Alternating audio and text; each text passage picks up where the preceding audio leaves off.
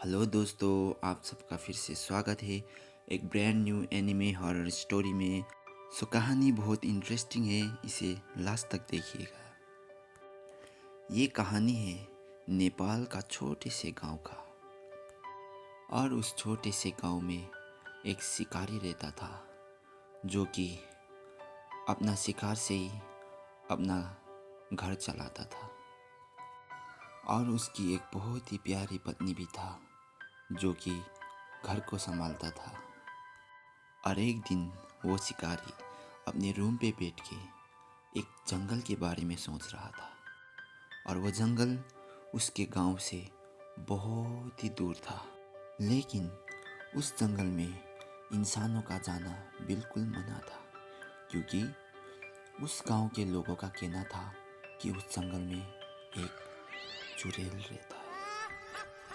लेकिन उस जंगल में शिकार ज़्यादा मिलने के कारण शिकारी लालच में आ गया और उसने उस जंगल पे जाने का मन बना लिया। और वो चुपचाप बिना अपनी पत्नी को बताए अपने गांव से निकल गया। और वो उस जंगल में पहुंचने के लिए चलता रहा। और देखते देखते अब रात हो चुका था और लगभग वो जंगल में भी पहुंच चुका था। जितना उस शिकारी ने सोचा था उससे कहीं गुना डरावना वो जंगल दिख रहा था। और जैसे वो जंगल के बीचों बीच पहुंचा, उसने एक पेड़ के पीछे हिरन को देखा। और वो अपना बंदूक निकाल के धीरे से उस हिरन को मारने के लिए आगे बढ़ने लगा। लेकिन जैसे वो शिकारी उस हिरन को मारने वाला था, किसी ने पीछे से उसे बुलाया।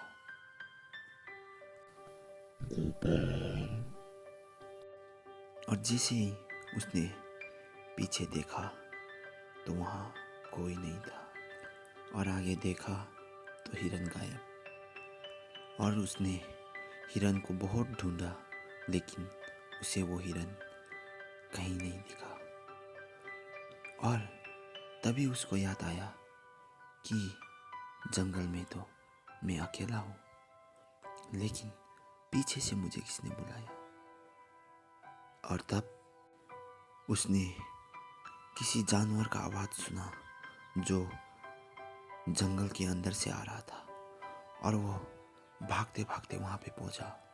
और जैसे ही उसने वहाँ पे देखा, एक बहुत ही बड़ा शरीर वाला चुड़ैल या तो डायन मानो अपने एक ही हाथ में उस हिरन को पकड़ के उसे जिंदा ही खा रहा था।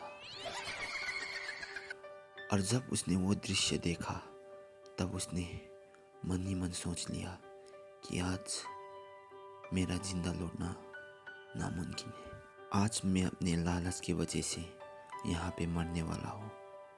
तभी उसको अपने पत्नी के बारे में याद आया और उसने अपना पूरा हिम्मत जुटा के उस जंगल से भागने का सोचा। और वो बिना पीछे मुड़े उस जंगल से भागता रहा।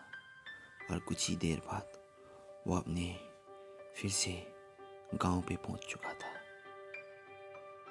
और तभी उसने देखा कि घर के बाहर उसका बीवी बेसब्री से उसका इंतज़ार कर रहा था। और उसने जाके भरे आंखों से अपनी बीवी को गले से लगा लिया। तो ये कहानी था लालच के बारे में। जो आपको मिल रहा है उसी से आप संतुष्ट रहिए।